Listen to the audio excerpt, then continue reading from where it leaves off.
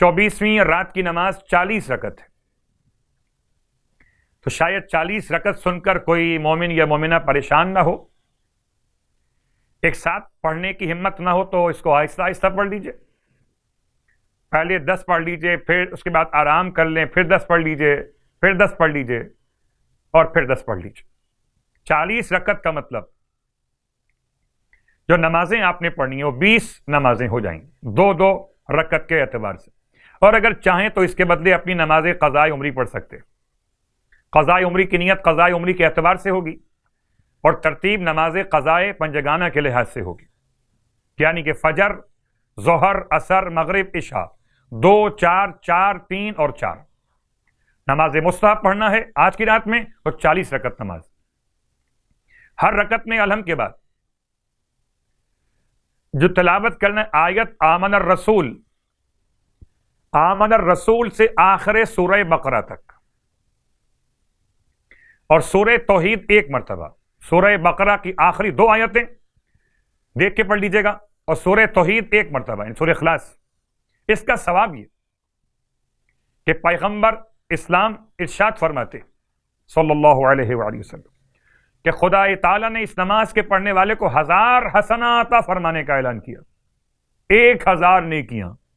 1000 گناہ اس سے دور کر دے گا، اس کے علاوہ اس کو اتنا ثواب ملے گا کہ گویا اس نے شب قدر کو درک کر لیا ہو۔ سبحان اللہ۔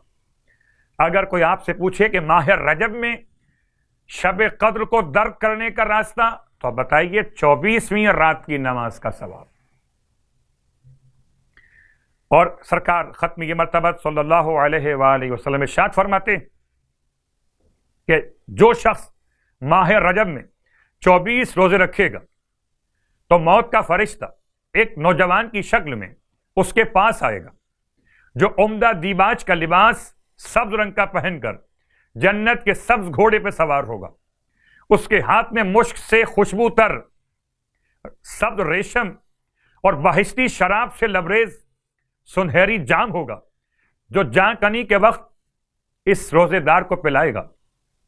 اس پر موت کی سختیوں کو آسان کرے گا، پھر اس کی روح کو سبز ریشم میں رکھے گا تو اس سے اتنی عمدہ خوشبو اٹھے گی کہ 7 آسمانوں کے رہنے والے اس سے معطر ہو جائیں گے۔ وہ حوض پیمبر اسلام پر پہنچنے تک قبر میں بھی سیراب رہے گا اور قبر سے اٹھتے وقت بھی سیراب ہوگا۔ امام موسیٰ کاظم علیہ السلام سے منقول ہے کہ جو شخص آیت الکرسی پڑھ کر سوئے تو وہ فالج کے حملے سے محفوظ رہے گا انشاءاللہ، اور جو شخص اسے ہر فریضہ نماز کے بعد پڑھے تو کوئی زہریلا حیوان اس تک نہ پہنچ سکے گا۔ ایک شخص امام جعفر صادق علیہ السلام کی خدمت میں حاضر ہوا اور اس نے عرض کیا، مولا میرے اہل خانہ کو جنات تنگ کرتے ہیں۔ آپ علیہ السلام نے فرمایا، تمہارے مکان کی چھت کتنی اونچائی پر ہے؟ اس نے عرض کیا، میرے مکان کی چھت 10 ہاتھ بلند ہے۔ آپ علیہ السلام نے فرمایا کہ تم 8 ہاتھ ناپ کر باقی 2 ہاتھوں پر آیت الکرسی لکھو۔ فرمایا، یاد رکھو جس بھی مکان کی چھت 8 ہاتھ سے بلند ہوگی وہاں جنات کا ڈیرا ہوگا۔ امام موسیٰ کاظم علیہ السلام مزید فرماتے ہیں کہ جو شخص سورہ اخلاص کو اپنے اور ظالم شخص کے درمیان پڑھے گا تو پروردگار اسے اس کے شر سے محفوظ رکھے گا۔